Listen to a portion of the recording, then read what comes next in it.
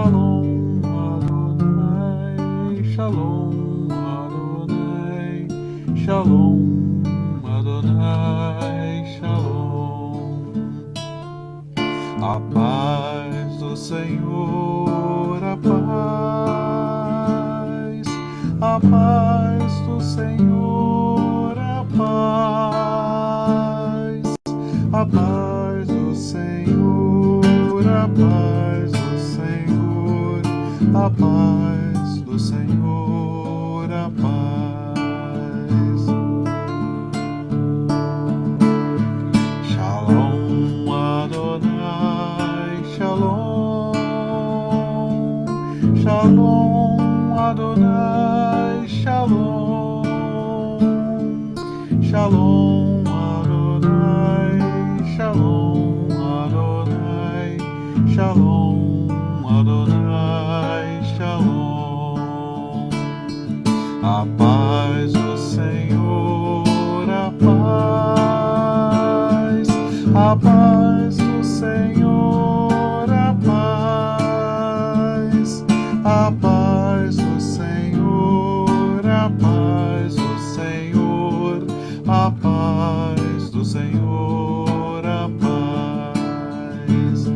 Shalom Adonai, Shalom, Shalom Adonai, Shalom, Shalom Adonai, Shalom Adonai, Shalom Adonai, Shalom.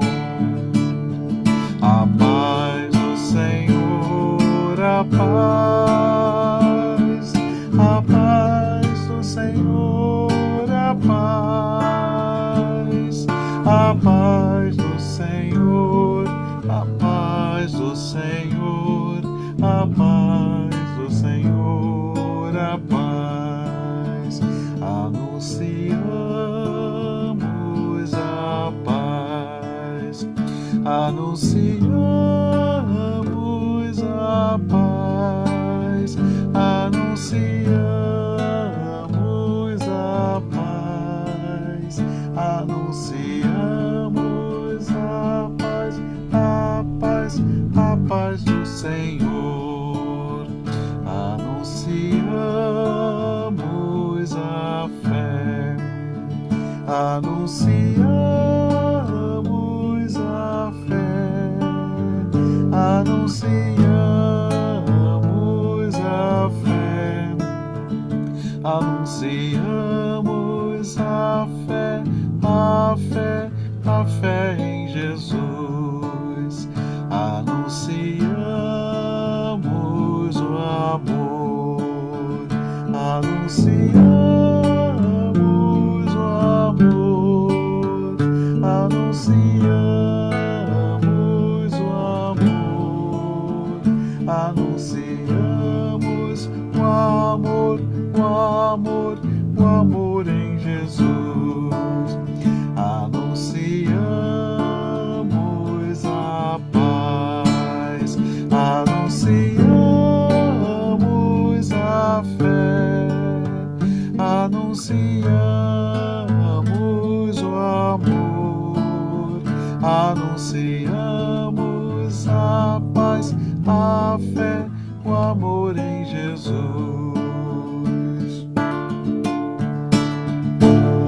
Shalom Adonai, Shalom, Shalom Adonai, Shalom, Shalom Adonai, Shalom Adonai, Shalom Adonai, Shalom. A paz do Senhor, a paz do Senhor, a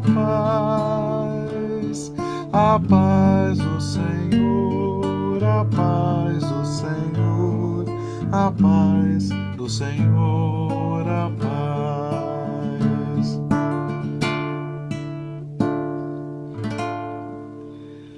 Amém, amém, amém. Meu irmão e minha irmã, nós vamos continuar então diante de Deus E aqui eu vou lembrar para você que este texto, Gênesis capítulo 2, versos de 1 a 3, que é o texto que nós vamos ler hoje, ele vai nos inspirar. E no final, eu vou fazer uma outra oração aí por todas as pessoas que fazem parte da nossa lista de oração. Estamos começando mais um mês, começando mais um capítulo aqui na presença do Senhor, e eu convido você a nos acompanhar. Vamos ler o texto, Gênesis 2, versos de 1 a 3. Assim, pois, foram acabados os céus e a terra e todo o seu exército. E havendo Deus terminado no dia sétimo a sua obra que fizera, descansou nesse dia de toda a sua obra que tinha feito. E abençoou Deus o dia sétimo e o santificou, porque nele descansou de toda a obra que como Criador fizera. A gente precisa olhar esse texto mais de perto, entender o Shabbat Shalom, entender o descanso do Senhor, mas a gente precisa também entender o que significa esse texto. Voltamos aqui ao Antigo Testamento Poliglota, né, para você acompanhar conosco, e aí a gente vai precisar dizer algumas coisas. A primeira coisa que a gente precisa dizer é que o texto diz que foram terminados, acabados, concluídos os céus e a terra e todo o seu exército. A citação desse texto, do jeito que nós lemos aqui, precisa nos dizer muita coisa. A primeira coisa é que o texto não está falando somente da criação daquilo que vemos. A palavra que aparece no grego é cosmos, e a palavra lá no hebraico chamaim, os céus. Céus e terra foram então criados pelo Senhor. E tendo Deus criado todas as coisas, ele completou todas as coisas e todo o seu exército. É uma tradução que aparece aqui, que a gente precisa entender bem. O que significa isto? Como é que o texto está vendo a criação do universo?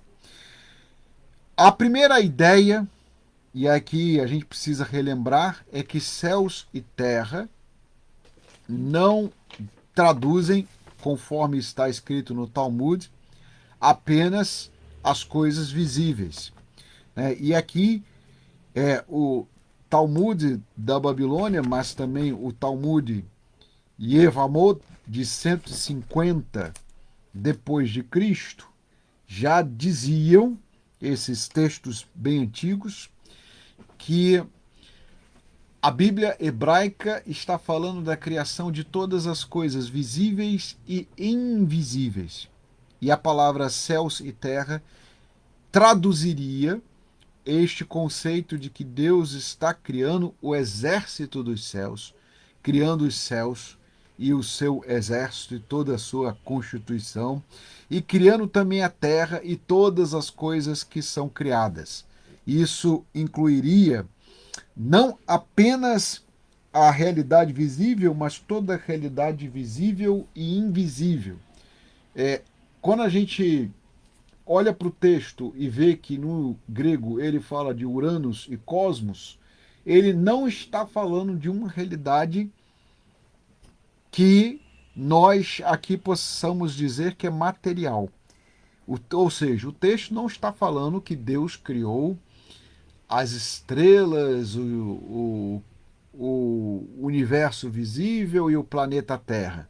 A expressão aqui, céus e terra, que é traduzida lá em grego como Uranus e Cosmos, eu falei Uranus e Cosmos para você entender que o grego, na Septuaginta, já muito antes das discussões que nós temos hoje, já estava reverberando aquilo que também aparece no Talmud babilônico e no Talmud que está citado aqui no texto do Shabat, que é o Talmud Yevamot de 150 depois de Cristo. Então, 150 DC. ou mesmo muito antes, no texto da Septuaginta, que é um texto da Biblioteca de Alexandria, muito antes da era cristã e muito antes da nossa astronomia e da nossa forma de ver o mundo hoje, muito antes disto, a expressão de Gênesis 2 falava de céus e terra como algo que traduz um processo de criação em que, como está escrito em Hebreus 11, nós cremos que o visível veio a acontecer a partir da própria palavra de Deus e o visível e o invisível foram criados por Deus. Este conceito de que céus e terra estão, portanto, acabados, traduz o quê? Em primeiro lugar, traduz o fato de que a criação visível e invisível fazem parte de algo que está nas mãos de Deus. Então, o Deus soberano, El Shaddai, o Deus Todo-Poderoso, Elohim, o Deus Altíssimo, o Deus dos deuses. Estou usando os termos antigos para você entender. Não é um Deus tribal, não é um Deus de uma etnia, não é um Deus geográfico. O Deus que aparece na Bíblia hebraica e que está aqui em Bereshit, em Gênesis.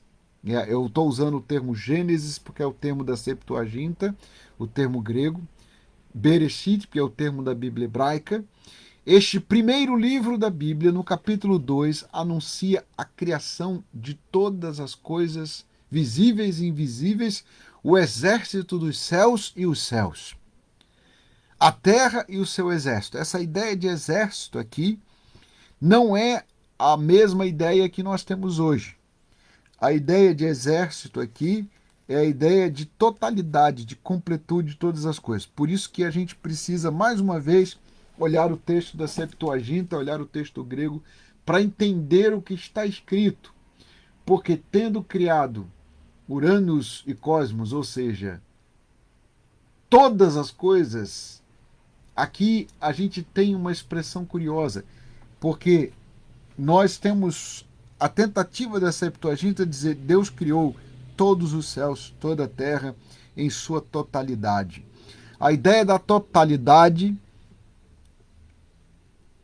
tem que traduzir para você, para mim, para nós que cremos na cosmovisão cristã, na cosmovisão bíblica a respeito do universo, de que Deus não criou alguma coisa faltando peças ou faltando partes. A teologia vai nos colocar o seguinte desafio: Deus, antes da fundação do mundo, isso Paulo escreve lá em Efésios, já tinha pré-ordenado e conhecido todas as coisas.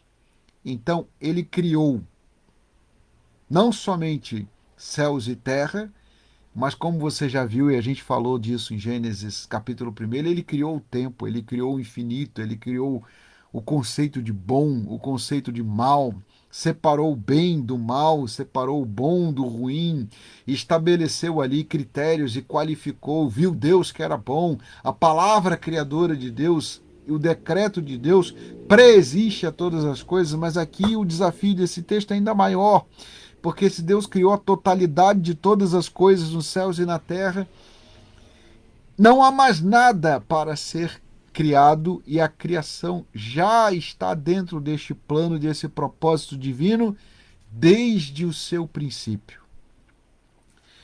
Esse conceito é importante, meu irmão e minha irmã, porque no mundo antigo, na antiguidade, e ainda hoje na cabeça de muita gente, o universo estaria em constante mutação e transformação e a gente não sabe bem onde ele vai dar e não sabe nem se ele vai continuar existindo.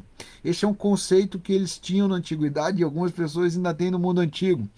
Pois bem, o que a Bíblia hebraica nos diz? Que o universo não está em constante mutação e destruição e que ele não vai simplesmente deixar de existir. Mas Deus criou todas as coisas com propósito e, terminada esta criação, ele olhou para a sua obra e desfrutou-a, descansou. A ideia aqui não é que Deus fez e deixou o universo por conta própria. Porque eu volto a falar, o verso 1 do capítulo 2 tem uma ideia de que Deus criou todas as coisas em todo o tempo, em toda parte, de toda forma, de maneira completa. Tentando traduzir para você então o que os teólogos dos primeiros séculos encontraram ali nesse texto, o que o Talmud diz sobre esse texto e aquilo que você e eu precisamos talvez crer para começar a entender. Deus criou tudo do Gênesis ao Apocalipse. A Bíblia diz isso. O Apocalipse diz isso. Lá no final da Bíblia, no último livro do Apocalipse, a gente leu esse texto aqui e eu faço questão de reler para que você relembre aquilo que está escrito no texto do Apocalipse. Porque aqueles que tiveram seus nomes selados no livro da vida tiveram seus nomes selados desde a eternidade. O livro com os decretos de Deus, os 7 selos que foram abertos pelo Cordeiro, estão selados desde a eternidade. E se o texto está nos apresentando algo que você e eu precisamos pensar, é que aquele que era, que é e que há de vir é o Todo-Poderoso. Ele é Senhor do tempo, ele é Senhor da eternidade, Senhor da criação, e criou todas as coisas do Gênesis ao Apocalipse. Então, o Shabbat Shalom de Deus não é que Deus criou as coisas e depois ele deixou as coisas entregues a si mesmo. Não, ele criou tudo, do Gênesis ao Apocalipse. E então ele contemplou a sua obra. E tendo contemplado a sua obra completa, de eternidade a eternidade, ele descansou. E esse descansou, esse Shabat, significa o quê? Em português, a gente traduz como descansou, como repouso, mas Shabat não significa somente isto. Em Hebreus, nós temos uma noção maior disto, porque o autor de Hebreus vai nos dizer que nós também vamos entrar no descanso de Deus. Ou não. Ou não. Como é que alguém pode entrar no descanso de Deus? Alguém pode entrar no descanso de Deus se pela fé entende tudo que Deus fez e tudo que ele está fazendo e tudo que ele fará. De novo, eu estou usando aqui os tempos do Apocalipse para você começar a entender que os tempos do Apocalipse e os tempos do Gênesis se complementam e se explicam. Gênesis explica Apocalipse, Apocalipse explica Gênesis. E a Bíblia, do Alfa ao Ômega, do princípio ao fim, falam a respeito de Deus, todos os textos da mesma forma, de um Deus que é infinito, eterno, todo-poderoso, não só todo-poderoso, mas onisciente, que conhece todas as coisas e que, portanto, quando Deus nos apresenta o seu descanso, o descanso de Deus não significa que Deus ficou cansado, mas o descanso de Deus significa que a obra foi completada. Eu aposto que você deve ter pensado muitas vezes como é que você deveria entender esse texto e deve ter encontrado várias explicações. Eu até imagino que você tenha ficado perplexo. Ora, se a Bíblia diz lá no Salmo que Deus não se cansa nem se fatiga, a gente até canta, né? O Senhor é quem te guarda, o guarda de Israel, ele não dorme nem dormita, não se cansa nem se fatiga. Se a gente aprende que Deus não se cansa, que descanso é esse? Deus descansou de que ele estava cansado? Se a gente entende que Deus criou tudo do Gênesis ao Apocalipse, o que significa esse descanso de Deus? Hebreus capítulo 4 diz que a entrada no descanso de Deus é pela fé. E aqui eu quero que você escute o texto. O texto diz assim, Hebreus capítulo 4, Não tem outro jeito, né? A não ser ler o texto todo. Temamos, portanto, que, sendo nos deixada a promessa de entrar no descanso de Deus, suceda parecer que algum de vós tenha falhado. Porque também a nós foram anunciadas as boas novas, como se deu com eles, os israelitas, ou os homens do passado. Mas as palavras que eles ouviram não lhes aproveitou em nada, visto não ter sido acompanhada pela fé naqueles que a ouviram. Nós, porém, que cremos, entramos no descanso, conforme Deus tem dito, assim jurei na minha ira. Não entrarão no meu descanso. Esse texto aqui é o texto do Salmo 95. Ora, o Salmo 95 é um texto que Israel lê, a congregação israelita paulista lê no Shabat. O texto do Salmo 95 diz o seguinte: vinde, jubilemos com o Eterno. Estou lendo a versão do hebraico, né? Para você acompanhar comigo. Olha, o Kabbalat Shabbat, que é o texto que eles leem, vinde, jubilemos, é o Salmo 95. Vinde, jubilemos. A nossa Bíblia diz de maneira diferente, então eu vou ler depois a nossa Bíblia para você comparar e entender.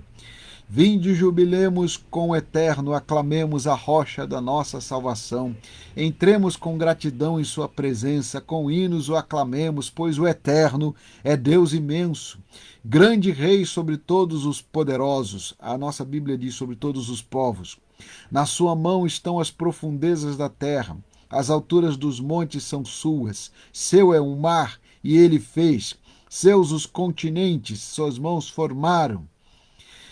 Entrai, prostremo-nos e curvemos, dobremo-nos e ajoelhemos diante do Eterno, nosso Criador, pois Ele é o nosso Deus e nós o povo do seu pasto, o rebanho das suas mãos.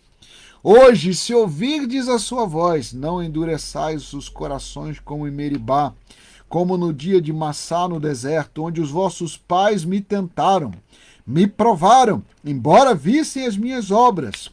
Por 40 anos desgostou-se-me aquela geração e falei, é povo de coração desviado, não conhecem os meus caminhos, por isso jurei na minha ira, não entrarão no meu descanso. A voz do Eterno despende línguas de fogo, a voz do Eterno faz tremer o deserto, o Eterno faz tremer o deserto de Kadesh, a voz do Eterno faz as corças gemerem seus partos e desnuda os bosques e tudo no seu templo diz glória. No seu trono estava o Eterno nos dias do dilúvio, e assim residirá como rei para sempre. O Eterno dará força ao seu povo, o Eterno abençoará o seu povo com a paz. Eu creio que você entendeu aqui que eles fazem a leitura do Salmo 95 e depois emendam com uma parte do Salmo 29. Pois eu quero que você entenda o que significa esse descanso de Deus. E aí você vai começar a entender isto quando você entender que esse texto, acompanhado da canção Descansa no Senhor, significa o quê? Significa que entrar no descanso de Deus é perceber o que está escrito em Hebreus 4, quando ele nos diz: certamente as obras estavam concluídas desde a fundação do mundo. Então veja, Deus não descansou porque estava cansado, ele terminou a sua obra e nos convida a entrar no seu descanso. E que obra ele terminou? Todas, do Gênesis ao Apocalipse. Os decretos de Deus, os selos de Deus já determinavam e orientavam e planejavam e projetavam todas as coisas.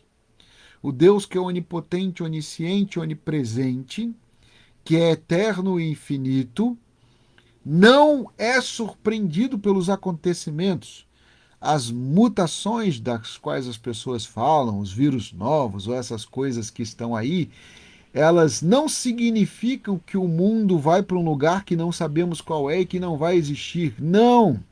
Aqui eu queria aproveitar o que a Roalvo está comentando ali e se perguntando para dizer para você o seguinte, olha, não importa quanto tempo passe, não importa que as civilizações sejam transformadas, que as tecnologias se multipliquem, não importa que existam mutações no universo ou mudanças no próprio cosmos, de eternidade a eternidade, o Senhor já projetou todas as suas obras.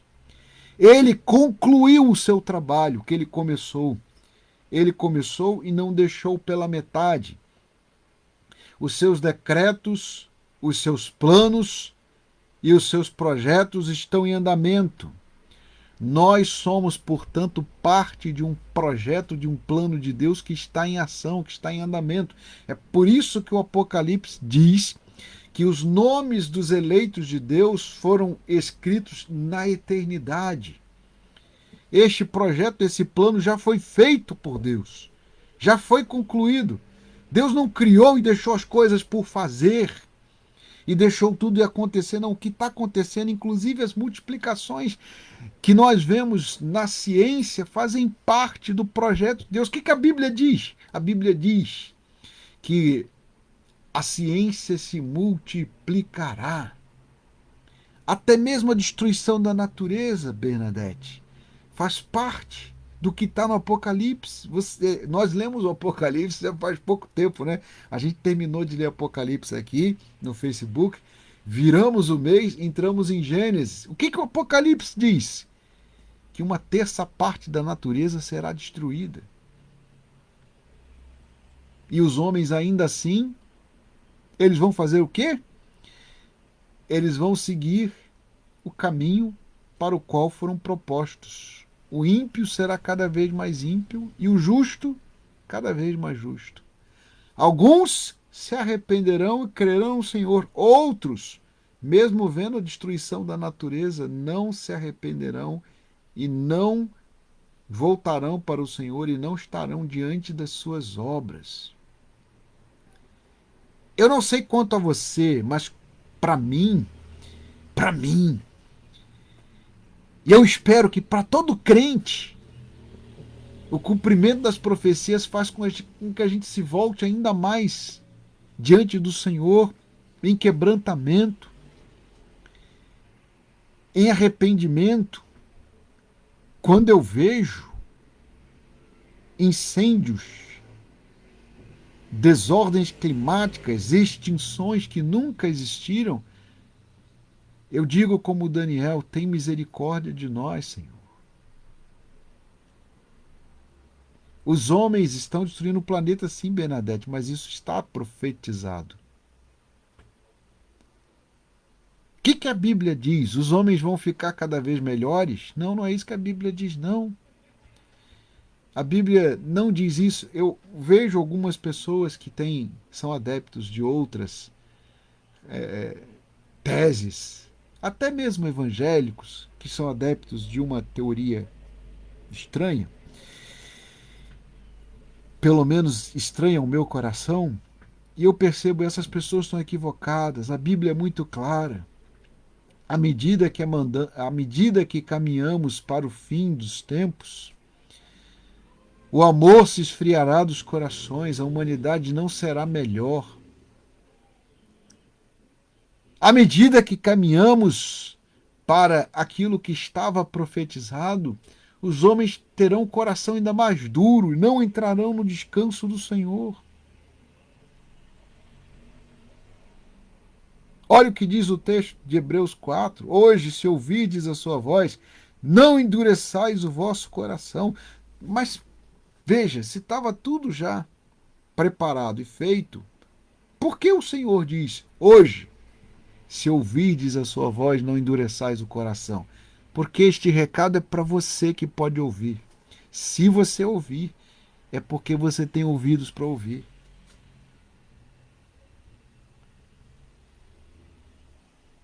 Esforcemo-nos, pois, para entrar naquele descanso, a fim de que ninguém caia, segundo o mesmo exemplo da desobediência, porque a palavra de Deus é viva, eficaz e mais cortante do que espada de dois gumes, e penetra até o ponto de dividir alma e espírito, juntas e medulas, e é apta para discernir os pensamentos e propósitos do coração, e não há criatura que não seja manifesta na sua presença. Pelo contrário, todas as coisas estão descobertas e patentes aos olhos daquele a quem temos de prestar contas.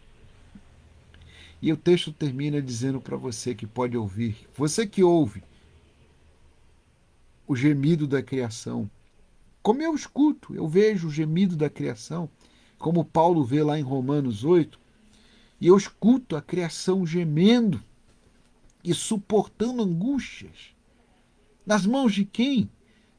Nas mãos da humanidade, a quem Deus deu o dever de cuidar e está destruindo e prestará contas ao Senhor.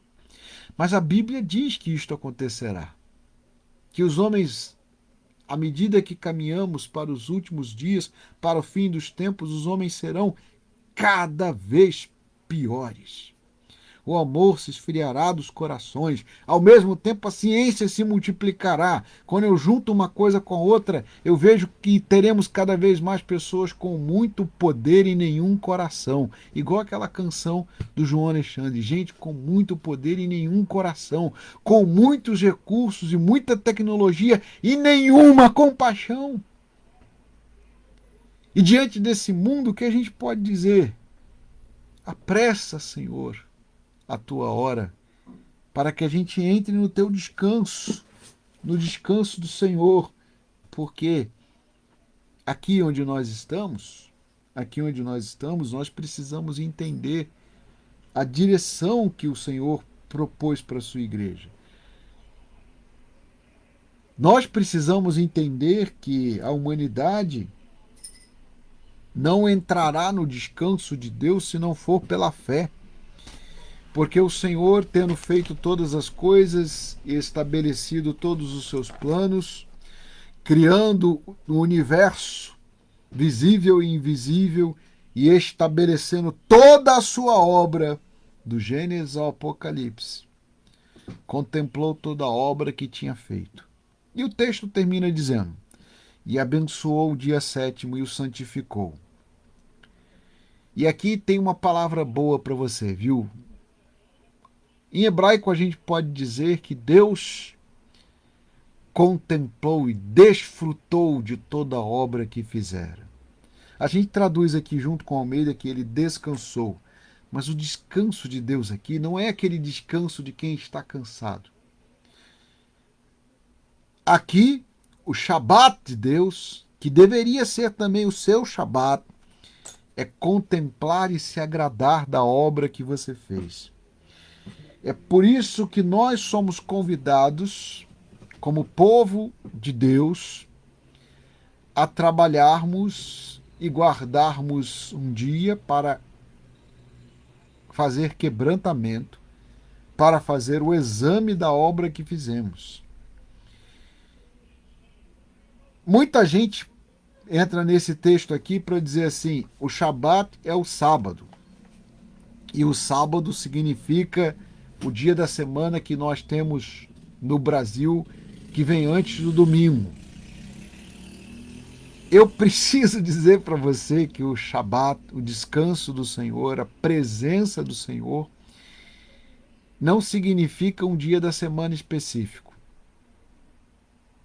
Preciso dizer isso para você porque eu acabei de ler para você o Salmo 95. O Senhor diz: não entrarão no meu descanso.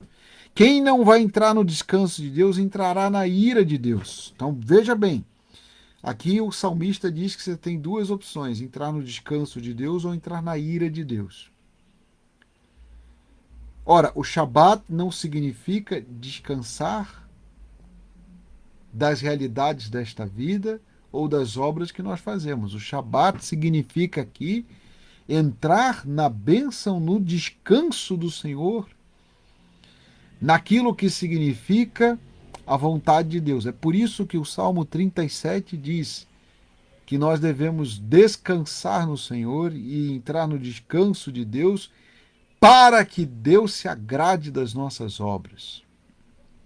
Portanto, Deus terminou a sua obra, avaliou, desfrutou a sua obra e contemplou. E este é o sentido do Shabat, do descansar. Deus não fica cansado e não está aqui descansando de uma obra física. Nós precisamos olhar esse texto para entender que o termo Shabat, que é traduzido em português como repouso, não quer dizer que Deus deixou de agir, mas quer dizer que Deus se agradou de sua obra. Eu vi uma vez um rabino usar uma palavra para você entender esse Shabat. Quando você termina de preparar um jantar e põe a mesa e senta-se na mesa, você está, portanto, fazendo o seu Shabat, está fazendo o proveito da sua obra, está fazendo a avaliação da sua obra, está fazendo ali o desfrute da sua obra. Este é o sentido do Shabat, de alguém que plantou e vai lá e recolhe o fruto da colheita, de alguém que fez um jantar, cozinhou, botou a mesa e sentou para provar e para aprovar. Então, ao final de toda a sua obra, Deus provou e aprovou a sua obra. E é por isso que ele disse para o homem que nós precisamos fazer avaliações das obras que fazemos e da nossa vida. Aqui eu peço que você entenda o que significa o Shabat. Se nós terminarmos cada dia fazendo o Shabat, examinando o nosso tempo, examinando o nosso dia, para ver se Deus se agradou ou não das nossas palavras, das nossas obras, nós estamos fazendo aquilo que é necessário para ter santidade na nossa vida. Se ao final de 6 dias de trabalho nós pararmos para examinar o que nós fizemos, nós vamos fazer um trabalho diferente. O maior problema do nosso tempo é que nós somos convidados por este mundo a agir sem pensar e entrar no automático, produzir sem fazer qualquer tipo de avaliação, falar como se as nossas palavras não tivessem consequências e agir como se nós não fôssemos prestar contas. Mas a Bíblia é clara. Hoje, se ouvirdes a sua voz, quebrantai o vosso coração. Por isso, o Shabat nos convida ao quebrantamento. O Shabat nos convida ao Shabat Shalom, à paz do Senhor, ao entendimento do Senhor, à avaliação do Senhor. Não sei se você já parou para pensar nisto. Se a cada dia que você termina, a cada semana que você termina, a cada trabalho que você termina, se você tem colocado o seu trabalho, a sua vida diante de Deus e perguntado para Deus: entrarei no teu descanso? Estou aprovado? O Senhor pode se agradar daquilo que fazemos? Porque o salmista diz: agrada-te do Senhor e Ele satisfará os desejos do seu coração. Descansa no Senhor, espera nele. Eu queria que você entendesse que toda a Bíblia aponta para o mesmo ponto: descansar no Senhor, descansar no Senhor. E a pergunta que está diante de nós é esta: eu posso dizer, ao final da minha vida, posso dizer agora, descansei no Senhor? Você e eu podemos dizer, nós podemos dizer, e podemos ouvir alguém dizer sobre nós: descansou no Senhor? Porque é isso que significa. Esse descanso aqui, ele é qualificado, não é um descanso que nasce do cansaço. Até porque o cansaço físico nem sempre a gente consegue descansar. Ele continua em nós. Já o descanso espiritual é diferente. Eu posso estar cansado fisicamente, mas posso estar no descanso do Senhor. Eu posso estar, muitas vezes, moído pelo tempo que estou passando ou mesmo pelo quebrantamento, mas posso sentir o descanso e a presença do Senhor.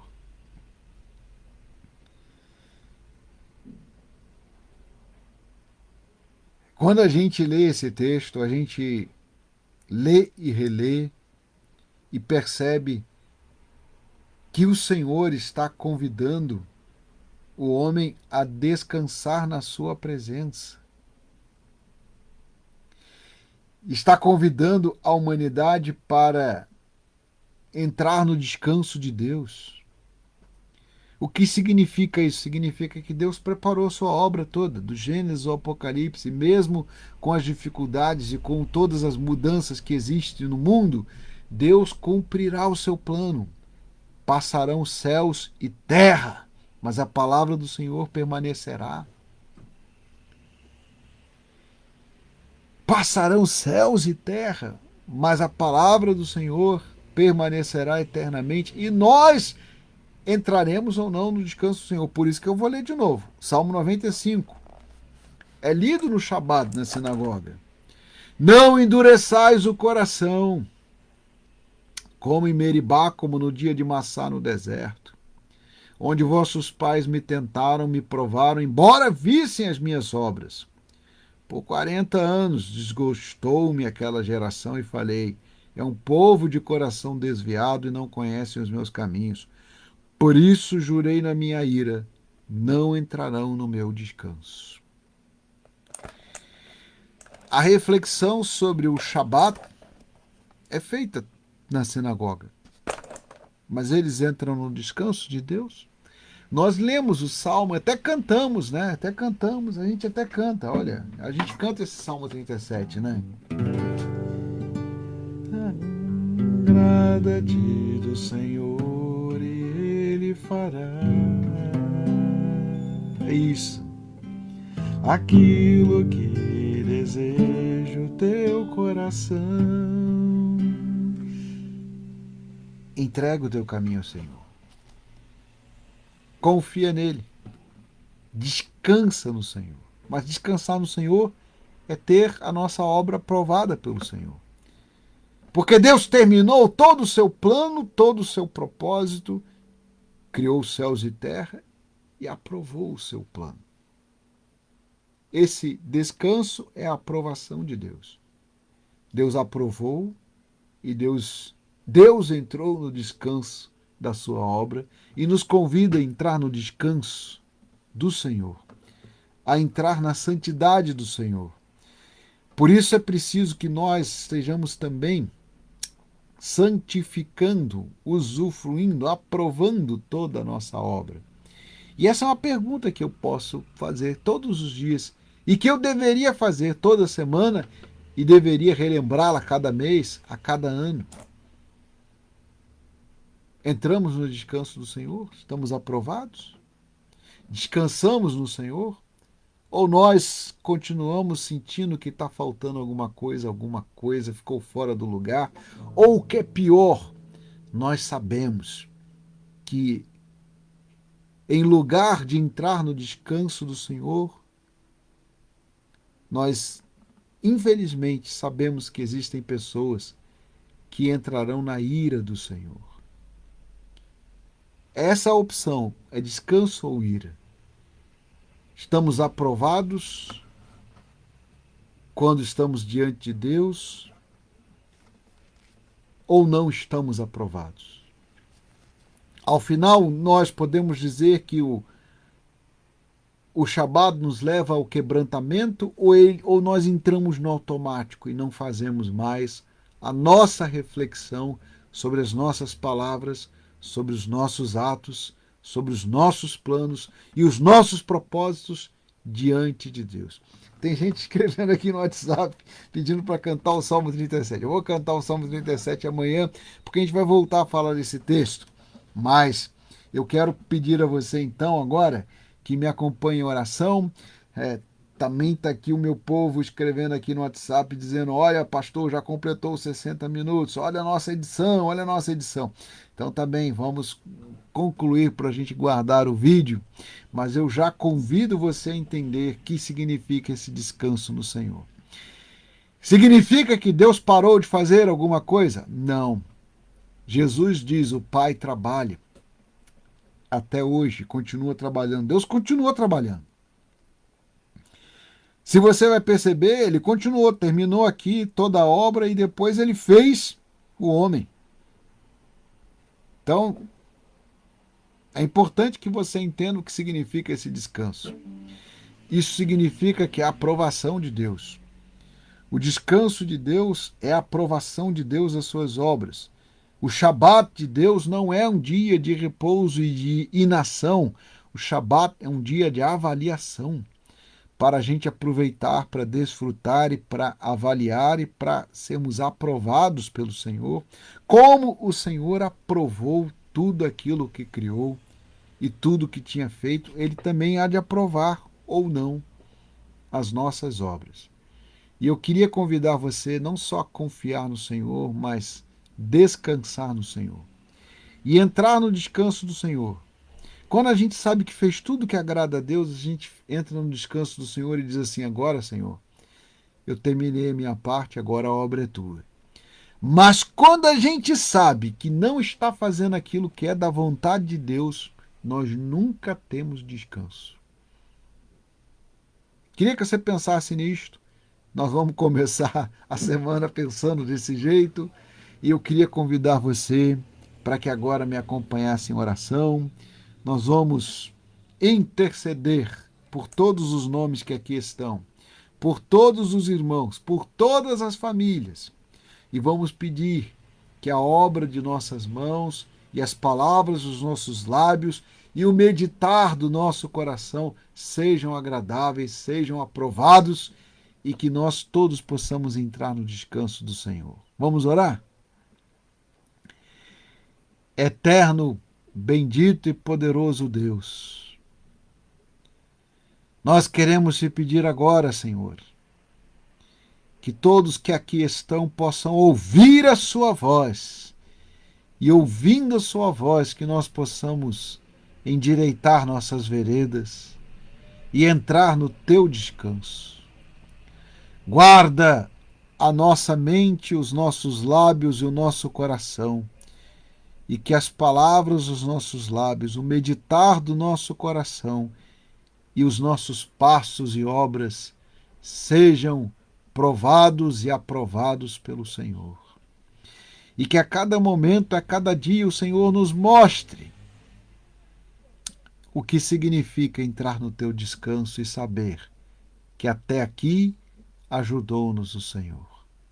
Nós te bendizemos por tudo isto e pedimos por esta semana que começa nas tuas mãos e pedindo que também nós tenhamos as nossas vidas nas tuas mãos continuamente. É o que pedimos e agradecemos no nome santo e precioso de Jesus Cristo, nosso Senhor e Salvador. A Ele seja toda a honra, toda a glória e todo o louvor. E que a graça, a maravilhosa graça de Jesus, o amor de Deus Pai e as doces e eternas consolações do Espírito Santo de Deus sejam sobre nós, hoje e eternamente. Amém, amém e amém.